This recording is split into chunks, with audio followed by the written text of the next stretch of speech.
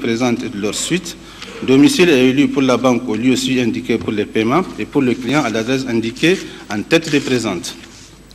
Loi applicable, attribution de compétences. La présente convention est régie pour sa validité, son interprétation et son exécution par le droit en vigueur au Niger.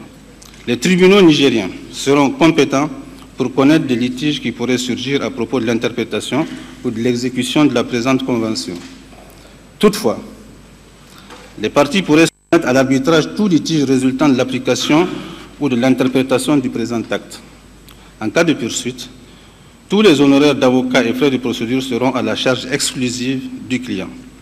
En conséquence du dépôt à la conservation de la propriété et des droits du Niger à Niamey, un exemplaire du CIDI contrat de mention d'hypothèque dont il s'agit a été fait à la sanction 5, privilèges et hypothèques, tant au titre foncier numéro 13 892 et 18 930 du Niger pour copie des dits titres. À Niamey, le 11 septembre 2012, le conservateur de la propriété et des droits fonciers, Ibrahim Bawa. Le conservateur de la propriété et des droits fonciers, Issoufou Issa, etc. Donc voilà le contrat entre la convention entre la BESIC et le maire central de Niamey. Je vous informe que les conseillers ni la gouverneure n'ont eu connaissance de ce texte. Je viendrai là-dessus tout à l'heure. Alors, vous voyez bien qu'en lisant ce texte, nous avons là, rien qu'à le lire, nous voyons bien qu'il n'y a pas que des investissements. Il y a d'abord une facilité de caisse de 300 millions. Il faut bien le noter, on en parlera, par rapport aux lois et règlements portant sur les emprunts des collectivités territoriales. Deuxièmement, il y a la couverture des découverts et autres avances déjà octroyées par la banque, ainsi que des intérêts et frais éventuels. Donc, facilité de caisse, découverts et autres avances déjà octroyées, ainsi que, comme le disait le texte, de ce qu'on aura à faire, qu'on ne connaît pas, jusqu'à concurrence de 2,3 milliards. L'opération est tout à fait suspecte. Et je considère, et ça d'autres s'en occuperont, que la banque s'est rendue complice, effectivement, d'un acte frauduleux. Et je pense que d'autres s'en occuperont, puisqu'elle n'est pas censée ignorer la loi. Comme tout citoyen, à plus forte raison la banque. Donc, ça étant dit, je vais donc attaquer le premier point, c'est-à-dire de l'irrégularité de la procédure de ces emprunts et leur mobilisation. Les conditions d'emprunt des collectivités sont fixées par le décret 2003-178 PRN MID du 18 juillet 2003. Donc je vais vous lire ce décret-là qui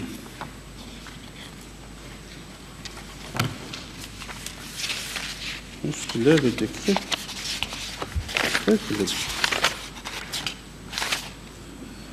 Ah oui.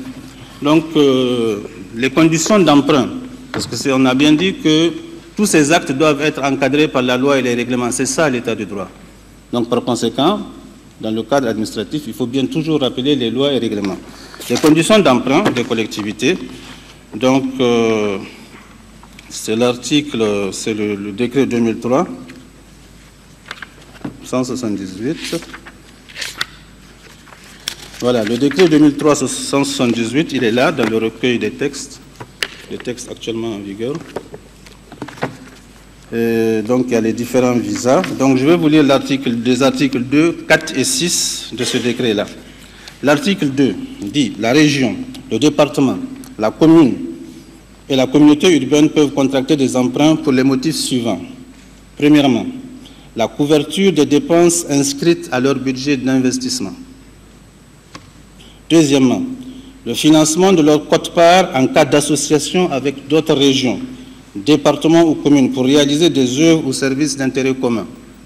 Troisièmement, le financement de leurs engagements dans l'exécution d'un contrat plan avec l'État. Quatrièmement, le financement de leurs engagements dans l'exécution des contrats, arrangements et ou conventions d'intérêt commun qui les lie avec des personnes morales de droit public autres que l'État, les régions, les départements et les communes. Cinquièmement, le financement de leurs engagements dans le cadre de la coopération décentralisée. Les facilités de caisse, la couverture des découvertes et autres avantages déjà octroyés ne rentrent pas dans le cadre des 5 éléments contenus dans l'article 2. Donc je voudrais déjà préciser ça. Deuxièmement, l'article 4. Je lis l'article 4. Hormis les emprunts publics par émission d'obligations, la région, le département, la commune et la communauté urbaine sont tenus de contracter auprès de l'établissement bancaire spécialisé dans le financement des investissements des collectivités territoriales, à l'exclusion de tous les autres organismes financiers et collectivités prêteurs.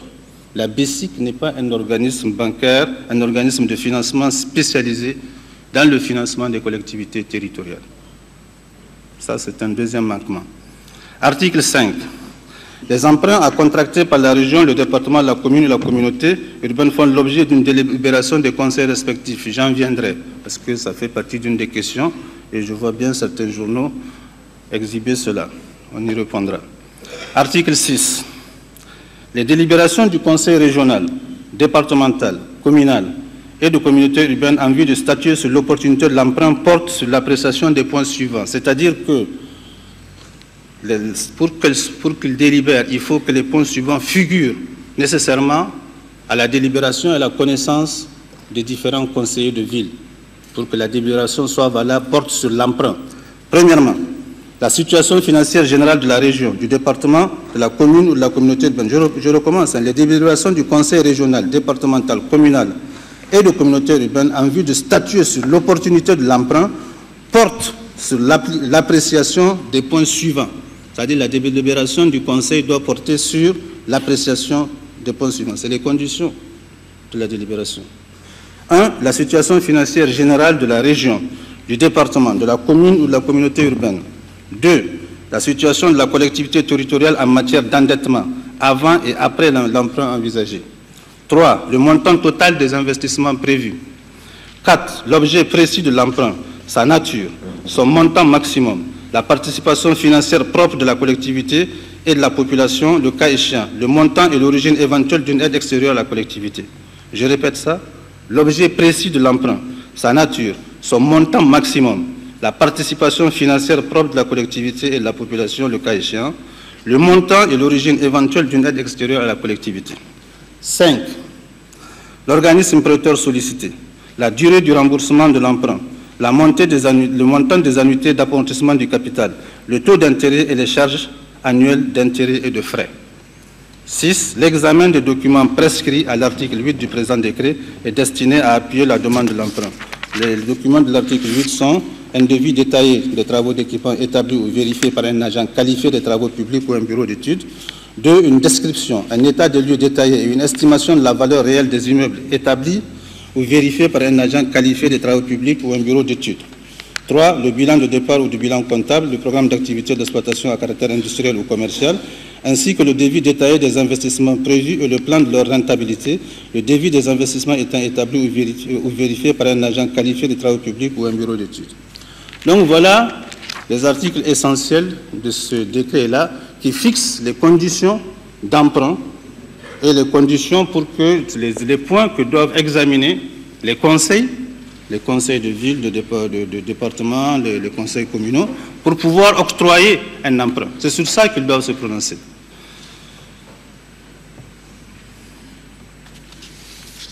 Donc, cela étant, comme je vous l'ai dit, il va de soi que toutes ces conditions ne sont pas réunies et je vais vous lire les délibérations du conseil de ville, parce qu'il s'agit de cela. Monsieur le ministre, vous pouvez lire les visas de ces textes-là, décret que vous venez de... Je peux vous lire le visa du décret. Je vais vous lire le visa du décret.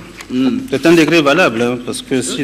Je ne pose pas le terme en valabilité. Je veux juste savoir quels sont... Vu la constitution du 9 août 1999, c'est un décret de 2003, je le rappelle.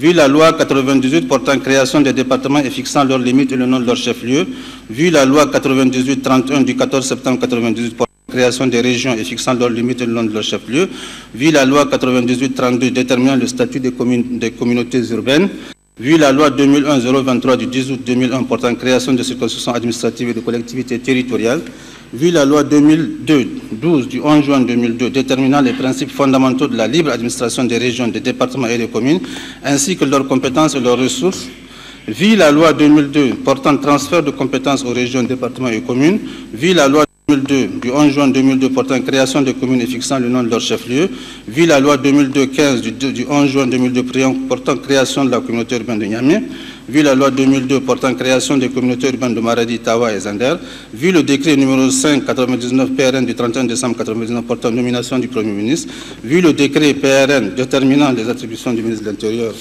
et de l'aménagement du territoire, vu le décret 2002 portant nomination des membres du gouvernement, ce rapport du ministre de l'Intérieur, voilà les visas. Mais je rappelle que c'est le décret actuellement en vigueur sur l'ensemble des conditions. Il n'y en a pas un autre. Aucune de ces dispositions n'a été expressément abrogée par aucun texte ultérieur. Et je vois le raisonnement qui sous-tend cette question, c'est de dire que parce qu'il y a une loi nouvelle, les lois sont actualisées, parce qu'il y a des constitutions nouvelles, toutes les lois anciennes sont abrogées. C'est complètement... Ça n'a jamais été le cas. Ce n'est pas comme ça que ça fonctionne. Nous avons des lois et des décrets qui existent après les différentes constitutions. Les 7 constitutions qui sont là, elles sont aujourd'hui en vigueur. Sinon, on ne serait pas là. Donc voilà ce que je peux répondre a priori. Et je considère que ce décret-là, c'est lui qui est en vigueur. Et personne ne peut dire que ce n'est pas ce décret qui est en vigueur. Donc je continue. Je vais lire maintenant la délibération en question du Conseil de ville. Donc, il y a les visas, que je ferai l'économie des visas. Article 1er, c'est-à-dire que c'est une délibération numéro 0058, bar 2012, bar Conseil de ville de Niamey, du 10 mai 2012, portant financement de la reconstruction du petit marché de Niamey. Article 1er, délibère, le Conseil délibère.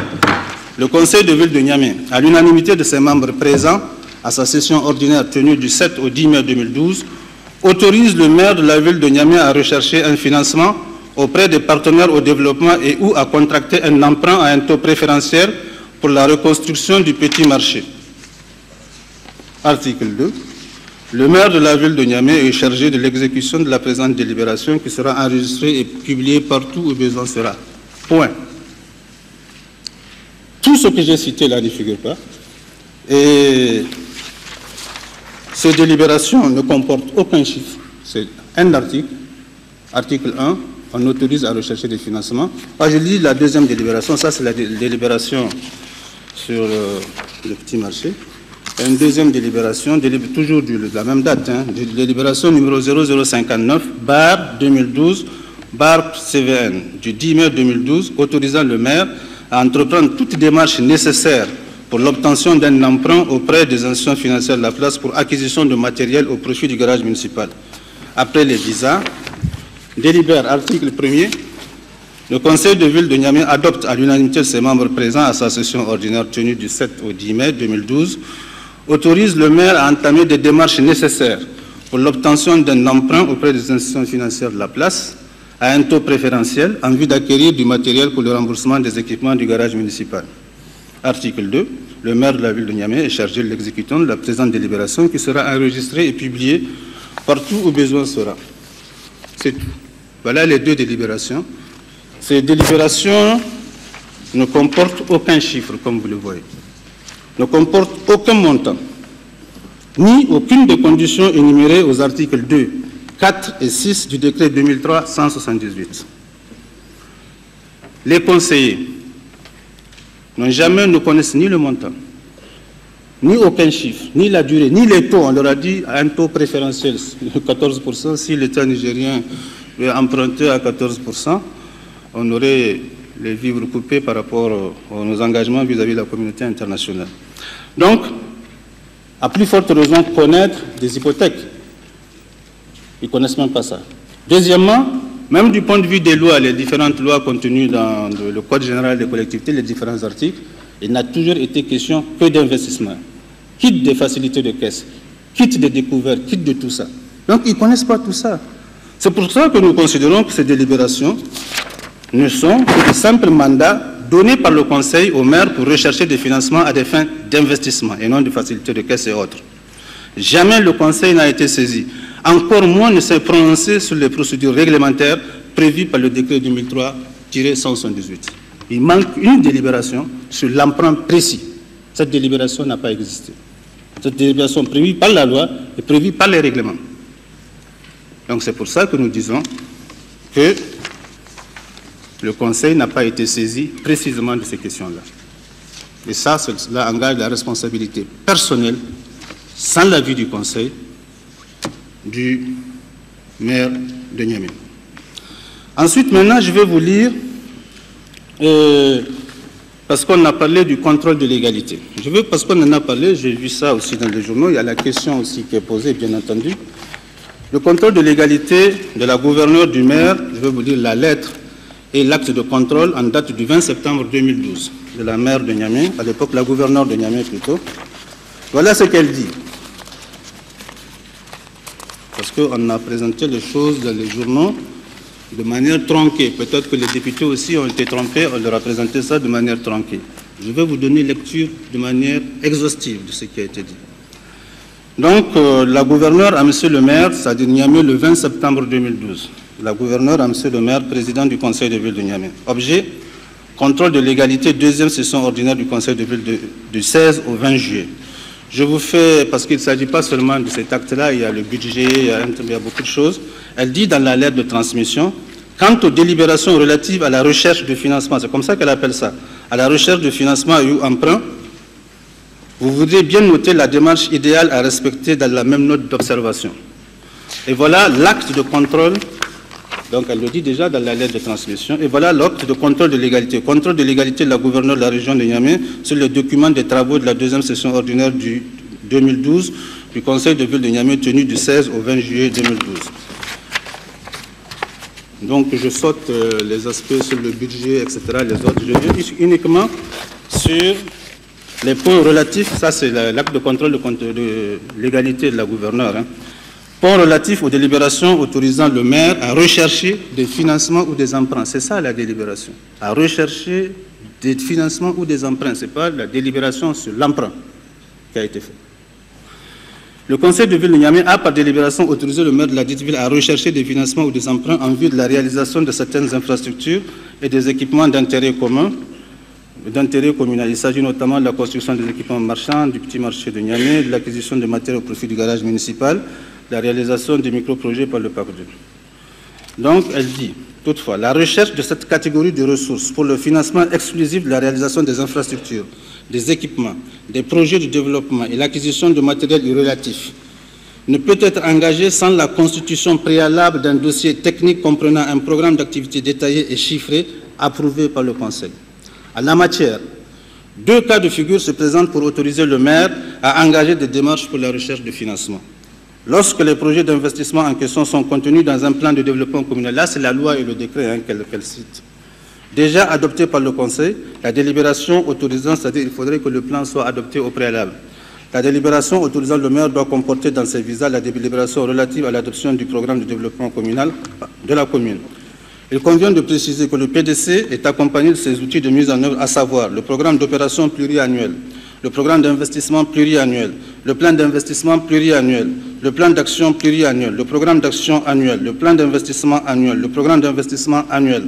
Si la commune ne dispose pas d'un plan de développement communal, ce programme d'activité doit être clairement défini, notamment par un devis descriptif, quantitatif et qualitatif des équipements, comme le disait le décret, des immeubles et autres matériels nécessaires à l'investissement dressés par des agents qualifiés ou bureaux d'études agréés.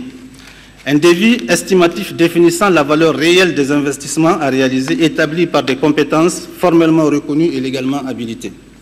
Les plans coupe et façade pour les bâtiments, etc. Le dossier technique ainsi composé et dressé pour chaque programme d'investissement est présenté en conseil pour adoption.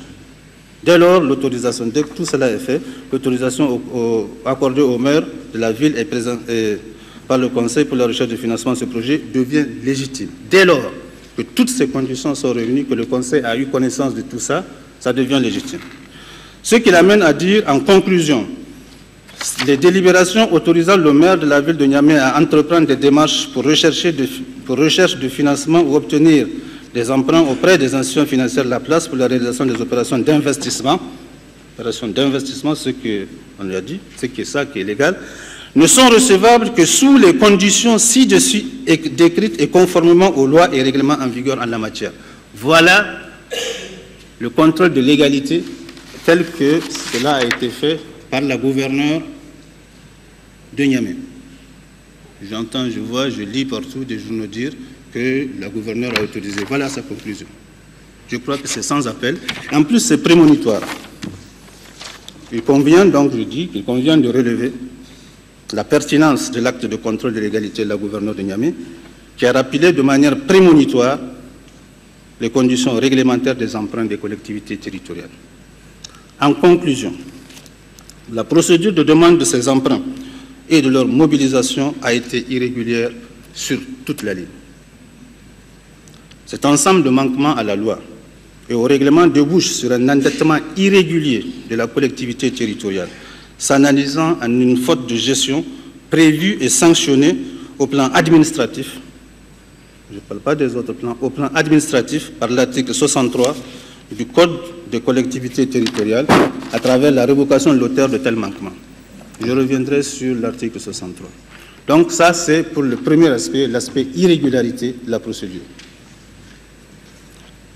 Donc maintenant, je vais attaquer de l'irrégularité de l'opération d'hypothèque. Donc l'opération d'hypothèque, je commencerai d'abord par lire l'article 282 du Code général des collectivités territoriales, juste pour introduire, pour planter le décor. Donc l'article 282, parce que je viens avec les textes originaux pour qu'on ne dise pas qu'on a recopié et tout ça, pour que chacun sache de quel texte il s'agit. Je viens à la source, Donc l'article 282 du domaine public immobilier des collectivités territoriales.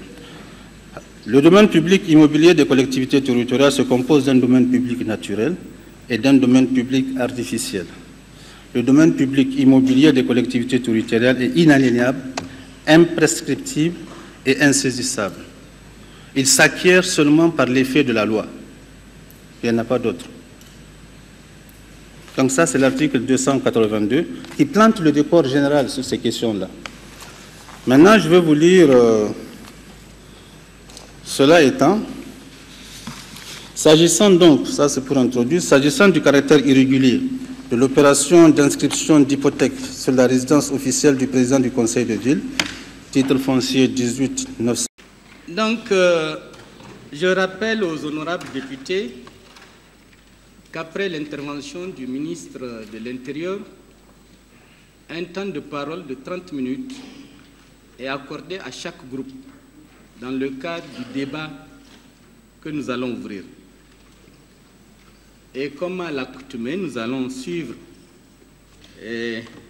l'ordre habituel. Est-ce que les groupes ont déposé leur liste? Ok, d'accord. Donc, le groupe parlementaire de l'ANDP Zaman Lahia a la parole. Et madame, il faut regarder le chronomètre parce que chaque groupe, 30 minutes. On ne dépasse pas 30 minutes. Merci, Monsieur le Président. Pour l'ANDP Zaman Lahia, Mohamed Sani. Jama'a, assalamu alaikum. Yanzu dai mun saurari ministan cikin gida bisa wannan muhawara da ta kawo a yau shine bisa sauke markin Yamai daga bisa aikin shi. Lalle mun saurari duka minista ya ba mu bayani danna bisa wannan me yasa menene laihin mayar kuma me yasa aka sauke shi. A cikin wannan mun gano da lalle hypothèque ina tsammanin shine wanda ake cewa da Hausa jingina. To ni dai abinda na gani ga ra'ayina shi kayan gwamnati, tunda in nace kayan gwamnati, kayan meri ma ai suna cikin kayayyaki na gwamnati tunda kayan jama'a ne. Bai kamata ba a ce kamar gida na inda mara yake a ce an bada shi jingina, tunda jingina kamar saidawa ne. Yanzu daidai ne a ce kamar yanzu mayar dan saboda shi ke ikon ya mai sai a ce yau ma'aikatan hotel de ville ta Yamai ya saida ta, tunda jingina da saida duk kusan su guda. In ka ba da jingina radda baka biya ba, za a jingina abin nan za a amshe shi a saida shi, ko mutum ya saida ko ya unhwani da abu ne. Wannan ko bai kamata ba. Duk kaya na gwamnati bai kamata ba a ce an sa su jingina. Kuma wannan ba mayar ba me yake da suna ba, in aka bari irin wannan abubuwan ana yin su, in ba ya hankali ba wata rana sai an waye gari duka a ce kasar Nijar gaba ɗaya duk gidajen an bada su jingina. To kun san ko wannan ai ba daidai ne ba. Kamar yanzu nan a ce dan nan a majalisa muna da bukatar kuɗi, sai a zo a ce me yake da suna shugaban majalisa ya ɗauki gidan majalisa ya bada shi jingina, wannan daidai ne. Ya kamata tun mutane su yi hankali, a kuma a tsaida shi. Duk wanda ya irin wannan abun ya kamata a mishi hukunci, tunda shi wannan bashi in za a ɗauka akwai hanyoyi da yawa.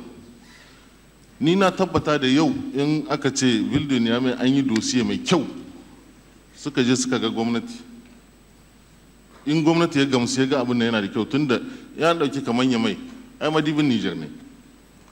Kenan gwamnati in dai dosiye mai kyau ne yana iya ya bada ya ce shi ya yi garanti a basu wannan bashin, tunda na san abu ne wanda mai yiwuwa. Amma bai kamata ba a ce mutum don sauran shi ya ɗauki abu ka je ka ɗauki gida ka ce ka bada shi jingina don sauran ka. Kuma wannan abun akwai pratik, abin da ake cin pratik, kenan halaye da yawa na merori.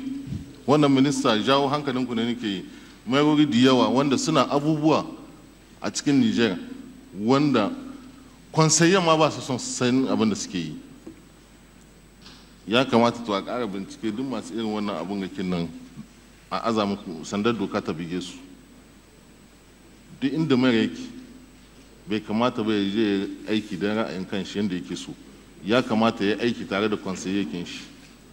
Konsayyan nan duk abin da za a yi ko bik za a saye ya kamata a ce konsayyakin nan sun ba shi izini. Amma ba da an na kawo da mayar sai ka je kana boye-boye abin da ka ga dama ka ce shi za ka yi. No, il faut qu'on arrête.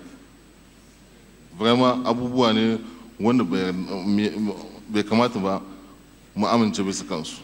Zancen jingina irin wannan zance bai ma kamata ba a ce majalisa an kawo mu shi ba, tunda wanda ya bada jingina in ya samu dama yana iya saidawa. To yau a zo a ce mai daraja kamar mayar nan Yamai wanda duk shi ke ikon garin Yamai, a ce an zo da rana tsaka a zo a ce a ya fita daga cikin gidan nan nashi, wannan ya kamata? Ai shi ne wanda ake cewa biyan da souveraineté. La souveraineté ba ta da kuɗi, elle n'a pas de prix. Donc vraiment mutane wannan abun bai ma kamata ba a tsaya ana wani jaye-jaye bisa. Laihi ne an yi shi, me yake da suna, yanzu yadda za a yi a gyara kayayyakin na a amso su, akwai hanyoyin da za a amso su daga hypothecation nan, daga jinginan nan, a bi wannan hanya a amso su. Na gode muku. Merci. Suivant. C'est le dernier. C'est le seul et unique intervenant. Oui, oui. Merci, vous nous faites gagner du temps. Il n'y a pas de transfert. Ko jingina ne.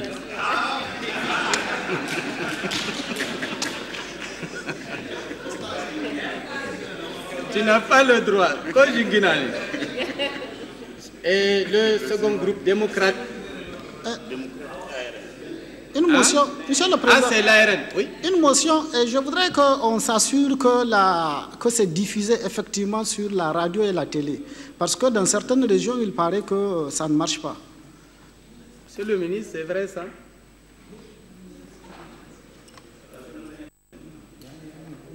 Venez au micro, là, si vous... Ah bon. La retransmission est garantie sur l'ensemble du territoire national. S'il y a des régions qui ne captent pas, ce n'est pas un problème qui date de tout de suite. Nous avons quelques difficultés dans certaines zones. Nous sommes là-dessus. saboda haka idan akwai wasu wurare inda ba aji ba yau bane matsala ta fara tun yan da suka wuce muna da yan matsaloli a cikin ƙasa inda ba aji mu da kyau kuma muna ɗaukar matakai domin kowa ya ji mu. Merci. Oui, c'est les zones de silence et les trucs où les relais ne sont pas encore mis en place.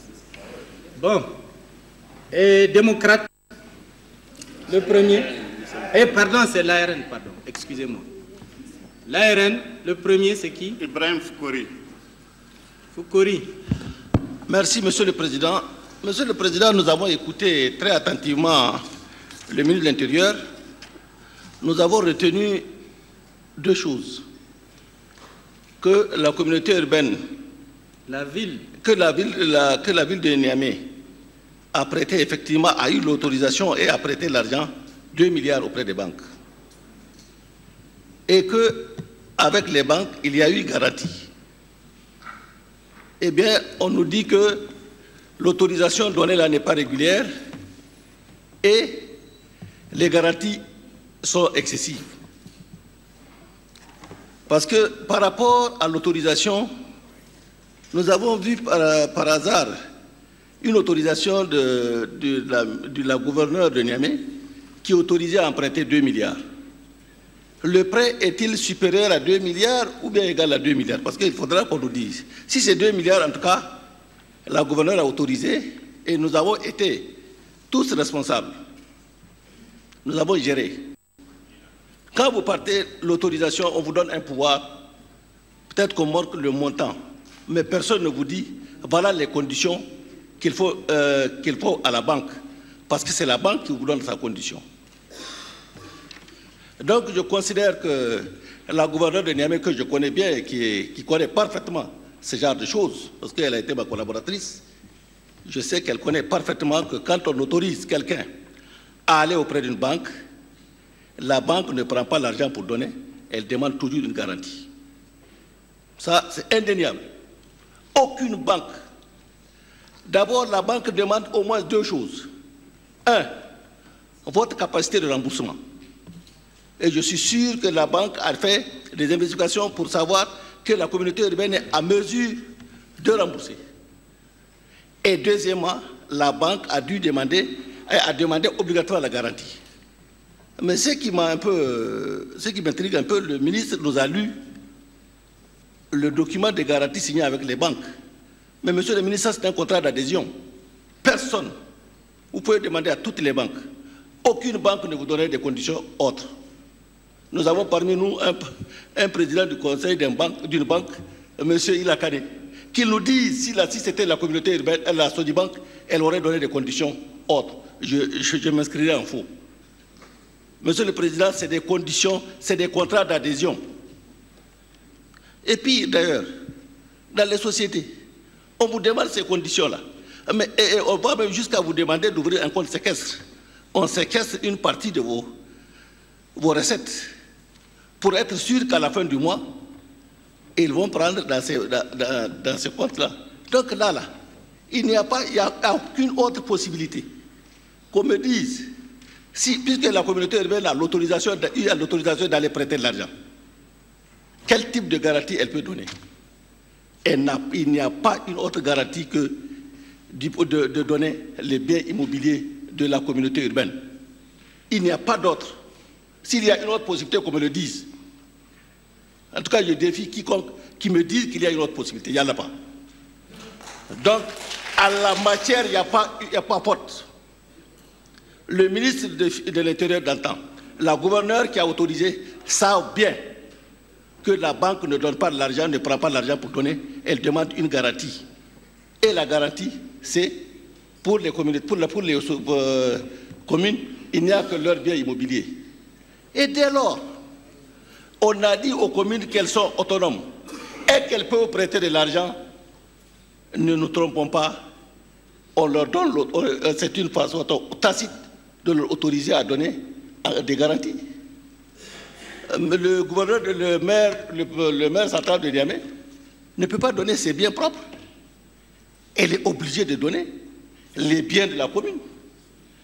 Et pourquoi en son temps, c'est 2012, Pourquoi jusqu'à aujourd'hui personne n'a demandé? On aurait dû nous dire dès le départ, la gouverneure Niamey aurait dû dire, mais tu as donné ça à la garantie, c'est interdit. Non, ce n'est pas interdit. Je m'inscris en faux par rapport à ça aussi. Donc vraiment, les deux questions qu'on nous a dit, les deux éléments qu'on nous a donnés ne tiennent pas. Dès lors qu'il y a une lettre de la gouverneure de Niamey qui dit « Je t'autorise à aller emprunter, à prendre 2 milliards auprès des banques ». Voilà, la lettre est là. Et la lettre, là, le ministre ne l'a pas lue. C'est quelle lettre? C'est la lettre référence VL numéro 575 du 24 août 2012, autorisation d'emprunt bancaire. Je viens de voir. C'est la gouverneure de Niamey qui donne l'autorisation d'emprunter 2 milliards. Donc, ça veut dire que le gouverneur, le maire central a l'autorisation. Maintenant, pour la garantie, c'est un contrat d'adhésion. Demandez, Monsieur le Président, Monsieur le Ministre, demandez à n'importe quelle banque. Aucune banque ne vous donnera autre condition que celle-là. C'est un contrat d'adhésion. C'est quand vous partez payer votre police d'abonnement à la Nigélec, vous n'avez aucune possibilité de changer. Merci, Monsieur le Président. Suivant. Merci, Monsieur le Président. Après l'intervention du ministre, moi, ce que je retiens deux choses. D'abord, j'ai pu retenir après l'intervention du ministre que ce qui est fondamentalement reproché au maire central de la ville de Niamey, c'est d'avoir endetté la ville. Deuxièmement, ce qui est interprété au niveau du gouvernement comme un acte de mauvaise gouvernance ou de mauvaise gestion, d'avoir endetté et d'avoir hypothéqué des immeubles qui sont du patrimoine de la ville de Niamey. Donc, par rapport à ces deux remarques, au niveau du gouvernement, ils estiment que l'endettement est un acte de mauvaise gestion ou de mauvaise gouvernance. Mais qu'en est-il donc du gouvernement qui endette le pays? C'est aussi un acte donc de mauvaise gouvernance. Ce n'est pas ici qu'on va nous parler de l'endettement. Moi, je pense qu'il doit y avoir un peu de retenue. Au contraire, moi, je pense, aujourd'hui, dans le contexte actuel, si le maire de la ville de Niamey arrivait à convaincre une banque commerciale à prêter de l'argent, il doit être félicité, quel que soit son visage. Moi, je pense que ce maire doit être félicité pour permettre aux autres collectivités d'en bénéficier. Aujourd'hui, avec l'acte que le gouvernement pose, le processus est interrompu. Mais quel est l'avenir donc de nos collectivités? Quand on sait que l'État n'a pas les moyens de les soutenir, les collectivités n'en ont pas, on ne leur permet pas de s'endetter. Donc, à quoi bon d'organiser des élections? Nous dépensons des milliards. Nous arnaquons, je voudrais dire, le bailleur de fonds pour organiser des élections municipales à coût de milliards. Et en fin de compte, combien de conseils fonctionnent aujourd'hui correctement? Au niveau du ministère de l'Intérieur, et ils savent, ils ont les répertoires de conseils qui sont formés, soit par manque de ressources, soit par mauvais comportement des conseils, des maires. Tout ça, là, moi je pense que sincèrement parlant, c'est une opportunité que cette banque, la banque doit être félicitée. Au contraire, aujourd'hui, nous avons compris à travers les propos du ministre que la banque est même menacée. Et ça, c'est inquiétant.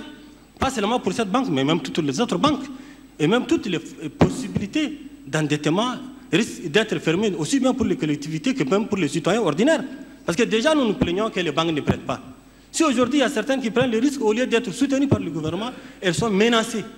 Et ça, moi, je pense que ce n'est pas le gouvernement, et ce n'est pas le ministre des tutelles de collectivités qui doit être à la base de cet acte. On parle d'avoir hypothéqué des immeubles.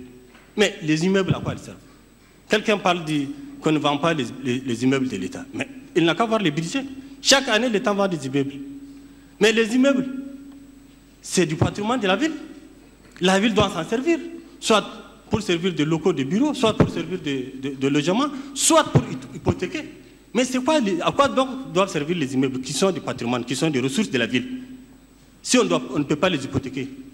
Moi, je pense que ça aussi, c'est vraiment un prétexte qui n'est pas suffisant pour condamner les maires.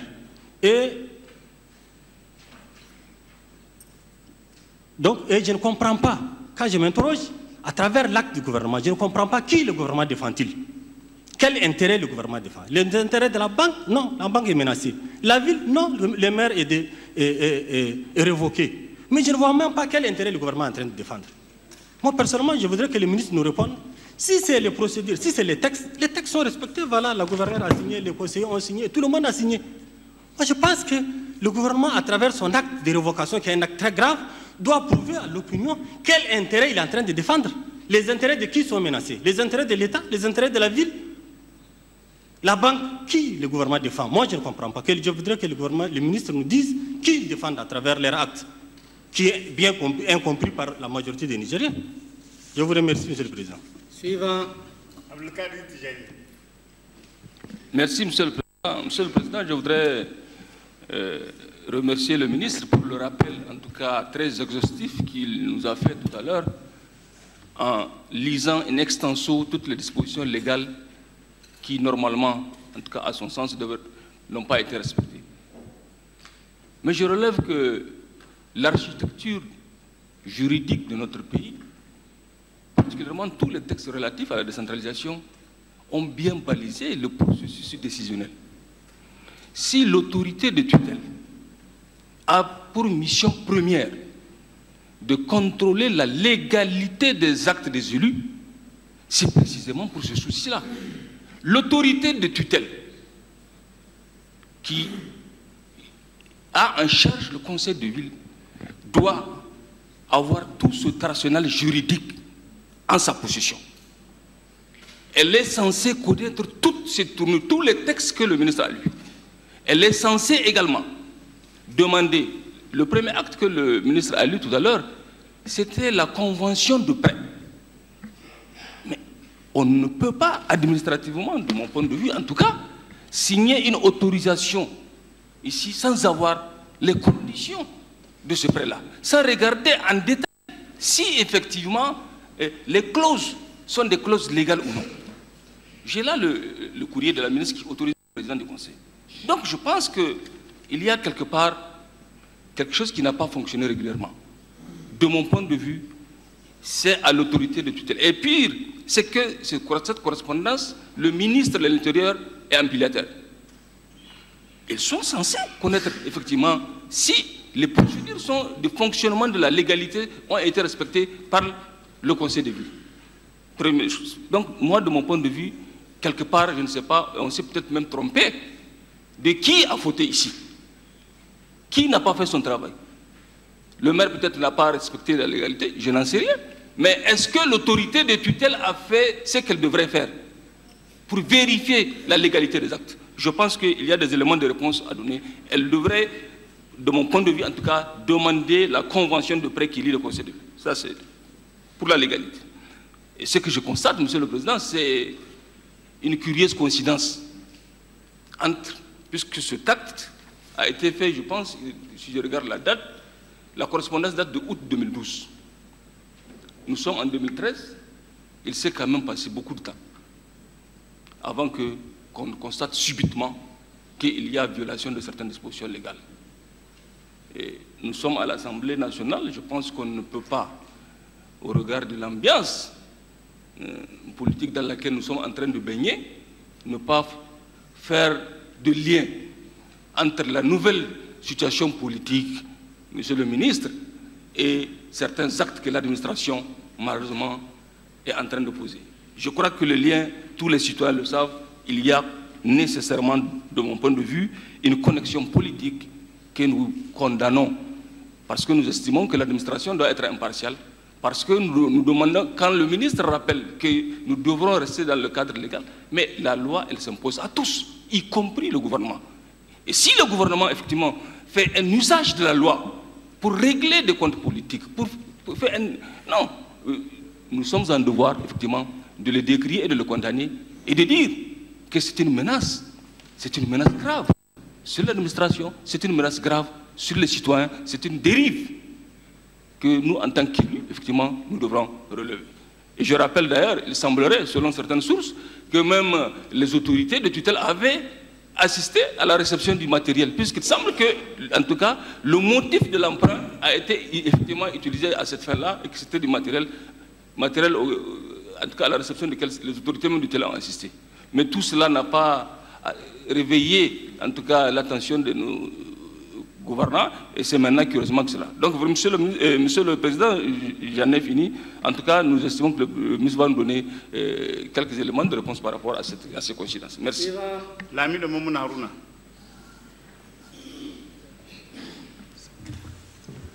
Oui, merci Monsieur le Président.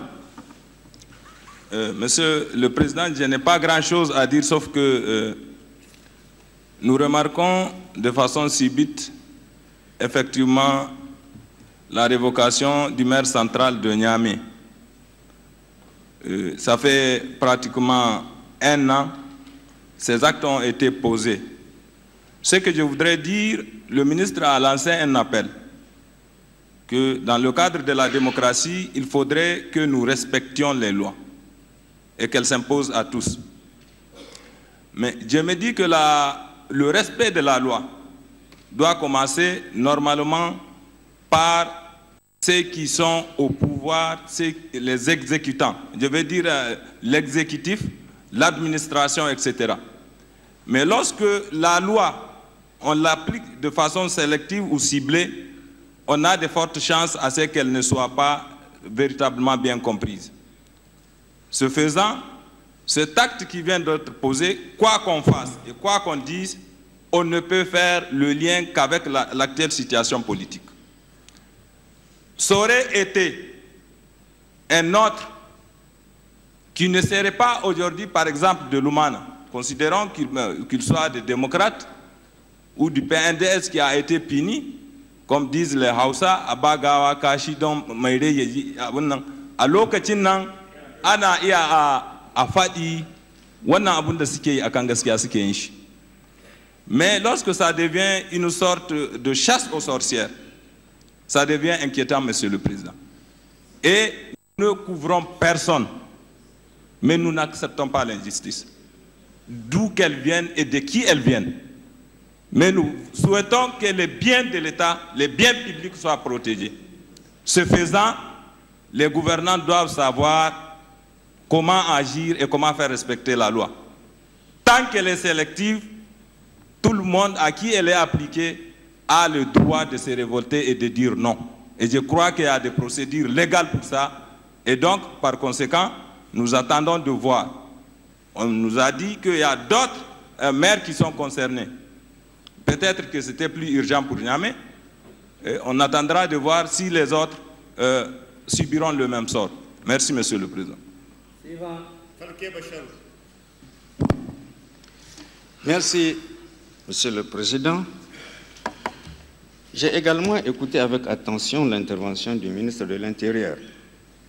Et cette intervention a soulevé en moi un certain nombre de préoccupations très sérieuses. D'abord, au niveau des documents que le ministre de l'Intérieur a eu à lire à la plénière. Sciemment, je pense. Le ministre de l'Intérieur a omis de nous lire la lettre suivante, écrite par la gouverneure au maire, président du conseil de ville de Niamey. Je vais vous la lire, Monsieur le Président. Suite à votre lettre citée en référence et conformément à la délibération numéro 0067-2012, Conseil de ville de Niamey, du 20 juillet 2012, modifiant et complétant la délibération numéro 059-2012, Conseil de ville de Niamey, du 10 mai 2012, j'ai l'honneur de vous informer que je marque mon accord pour l'emprunt d'un montant de 2 milliards de francs que la ville contactera avec la Banque sahélo-saharienne pour l'investissement et le commerce Niger-BICIC en vue de renforcer les capacités du garage municipal. Et je pense que ça se passe de tout commentaire. Un. Deuxièmement, s'il vous plaît, Lisez toute la lettre. Oui, il n'y a pas de problème. Pour leur donner satisfaction. Exactement. Et cela, avant, elle dit même avant, d'apporter notre appréciation générale sur l'ensemble des délibérations. Avant même qu'elle n'apprécie l'ensemble des délibérations, elle donne son accord. C'est clair et net, non? Ou bien, qu'est-ce qu'il faut faire? Il faut faire un dessin ici pour dire qu'il y a eu l'accord de l'autorité de tutelle pour prendre cet argent? Non, soyons sérieux. Moi, je pense qu'il y a quelque chose qui est en train de se profiler et qui n'est pas normal. C'est ce que les camarades députés ont commencé à dénoter, à dénoncer plutôt. Monsieur le Président, le ministre nous a dit que les prêts contractés concernent la construction du petit marché et l'achat d'engins. C'est ce que j'ai noté en tout cas. Et il reproche le manque de dossiers. Il y a un dossier qui devrait normalement décrire toutes ces opérations avec leurs coûts, avec les plans, tout. Et Monsieur le Président, on ne peut pas construire un petit marché sans plan. Mais ce n'est pas possible. Donc ces plans et l'évaluation existent. Et quelle est la banque qui est capable de vous donner de l'argent jusqu'à 2 milliards sans que vous ayez une garantie qui lui démontre que le coût de la garantie est supérieur à 2 milliards. Donc, si c'est un immeuble, il faut des plans. Il faut le maîtriser. Il faut démontrer que ça coûte tant. Mais la résidence du gouverneur, mais c'est fait par l'État. L'État ne construit pas comme ça dans la tête. Il fait un dossier. Ce dossier est quelque part. Où se trouve le dossier? Est-ce que le président du conseil de ville de Niamey a omis d'amener ce dossier à la banque et que la banque lui a donné ça? Accepte de donner de l'argent comme ça? En disant, voilà, il y a la résidence, je mets ça. Non. Monsieur le Président, il y a des informations qui manquent. C'est pourquoi je suggère à la représentation nationale de créer une commission d'enquête parlementaire par rapport non seulement à ce problème de Niamey, mais par rapport à ce qui est en train de se passer au niveau des autres villes de l'intérieur du pays. Parce que l'évidence est là. Si une ville, si un conseil, quel que soit son niveau, peut emprunter de l'argent, mais pour emprunter de l'argent, il faut bien qu'il apporte des garanties. Nécessairement. Nécessairement, il n'y a pas une autre formule. Vous êtes obligé d'apporter des garanties. Et quelles sont les garanties de ces institutions-là? Alors, Monsieur le Président, je réitère qu'il faut nécessairement, à mon avis, qu'on crée une commission d'enquête parlementaire pour éclairer le peuple nigérien par rapport à cette question-là. Merci, Monsieur le Président. Merci. Suivant.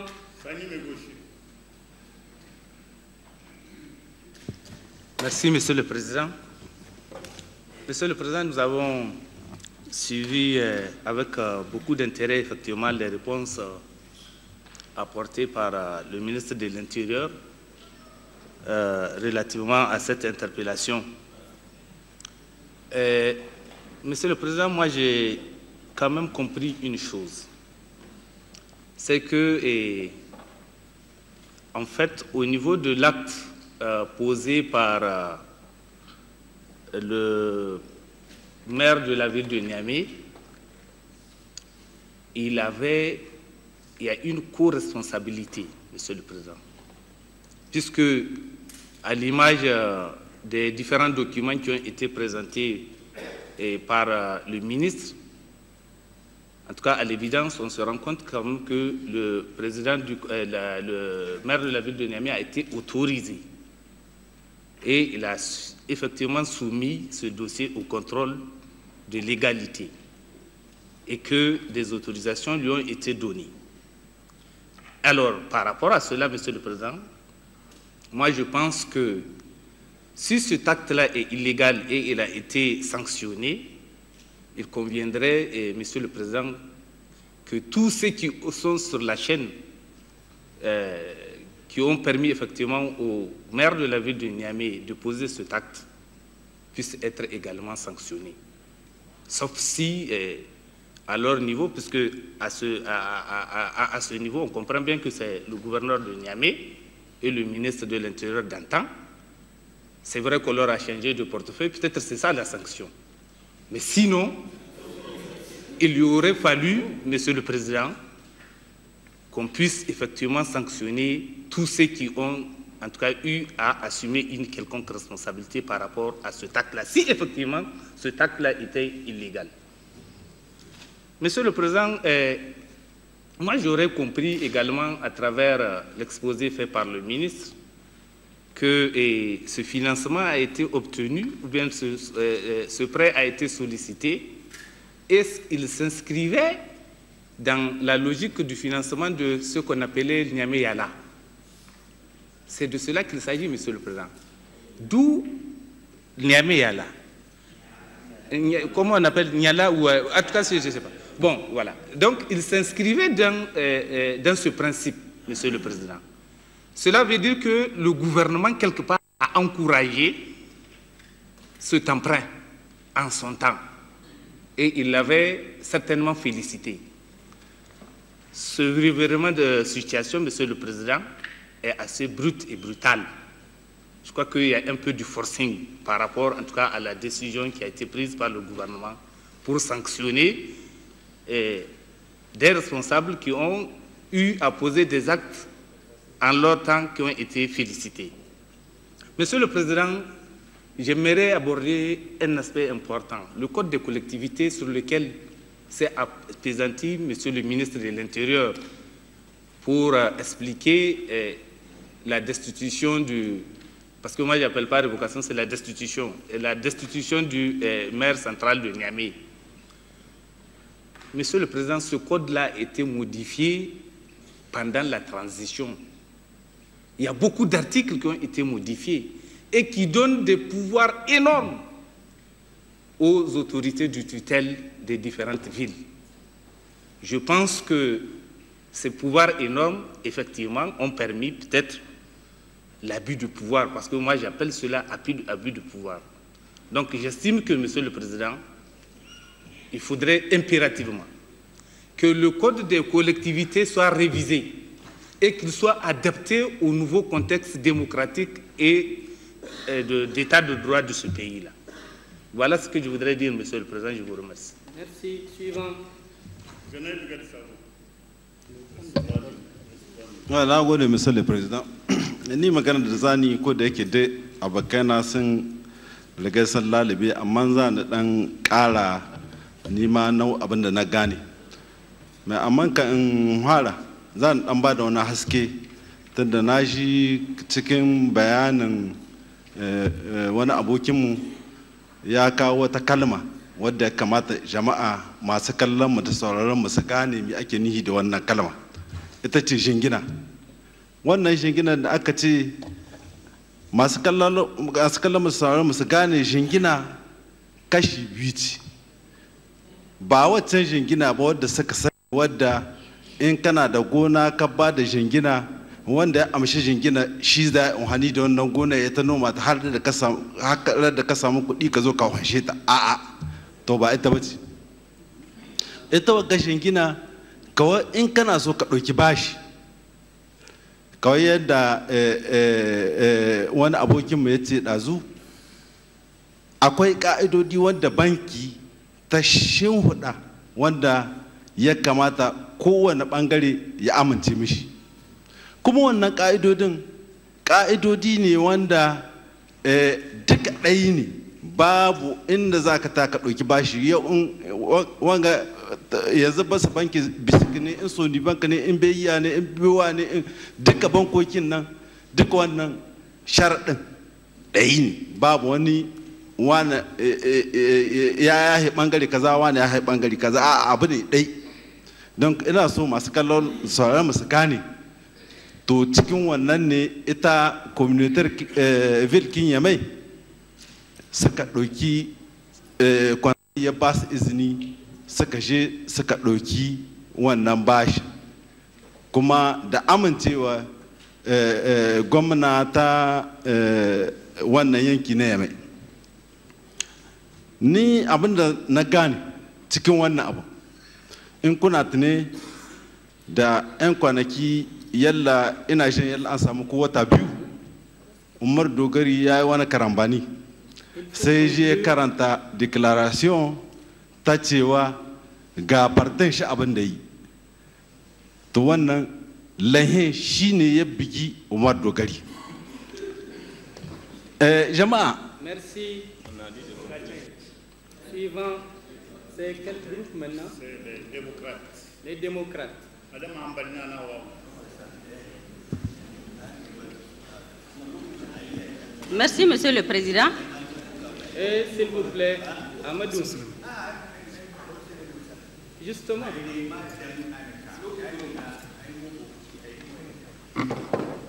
Et c'est le président de l'Assemblée qui donne la parole.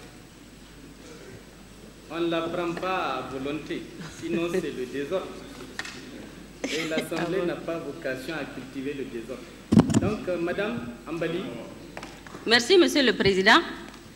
Je remercie Monsieur le ministre pour les explications qu'il a bien voulu donner à la représentation nationale par rapport aux questions qui lui ont été posées. Monsieur le ministre, j'ai deux questions. J'aimerais savoir, avant l'arrivée de Omar Dogari, comme ce n'est pas lui qui a été le premier à gérer le territoire de la ville de Niamey, au moment de ses prédécesseurs, qu'est-ce qui se faisait par rapport à ces cas d'endettement-là? Est-ce qu'il y a eu des cas d'endettement et comment ça se faisait? Ma deuxième question, Monsieur le ministre, c'est de savoir sur le plan juridique, est-ce que M. Omar Dogari a le droit de prendre un prêt auprès des institutions bancaires au nom de la ville de Niamey? Et je voudrais dire, au-delà de cette question de M. Dogari, je pense que c'est la question de financement de nos collectivités au Niger qui est posée. Et le gouvernement est interpellé par rapport à cette question. Parce que toutes nos collectivités ont des problèmes de financement. Il n'y a pas que la ville de Niamey qui doit constituer le principal exemple parce que Niamey, c'est la capitale. Je pense qu'au-delà de cela, Monsieur le Président, Monsieur le Ministre, c'est cette question qui est posée et cette question mérite une réflexion urgente de la part de l'exécutif. Je pense qu'on doit régler définitivement la question du financement de nos collectivités. Je ne sais pas si le code des collectivités va régler la question, mais en tout cas, la question est posée. Le gouvernement, l'exécutif doit chercher à trouver des solutions pour régler cette question. Et par ailleurs, j'appuie l'idée de l'enquête parlementaire par rapport à cette question. Parce qu'il n'y a pas que la ville de Niamey. Je pense qu'il a été cité à référence certaines collectivités qui vivent le même problème et qui ont posé les mêmes actes que M. Dogari, même si on doit le dire au conditionnel. Je pense que l'exécutif doit éclairer le peuple du Niger par rapport à cela. Je vous remercie, Monsieur le Président. Merci, Madame. Suivant. C'est la fin de la liste.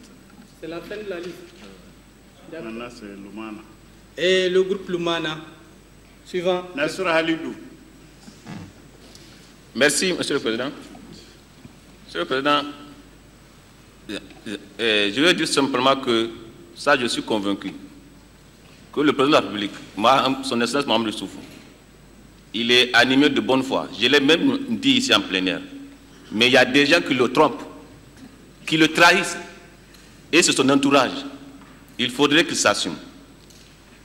Je m'appuie, Monsieur le Président, de tout ce que le ministre de l'Intérieur, parce que moi, je ne sais pas s'il faut le remercier ou bien de sa prestation, je ne sais pas comment faire. De tout ce qu'il venait de nous lire, ça relève uniquement du domaine de l'État. Du moment où il y a transfert de compétences, Monsieur le Président, on ne parle plus du domaine de l'État encore. C'est la collectivité. Et ça, l'article 292 est clair là-dessus.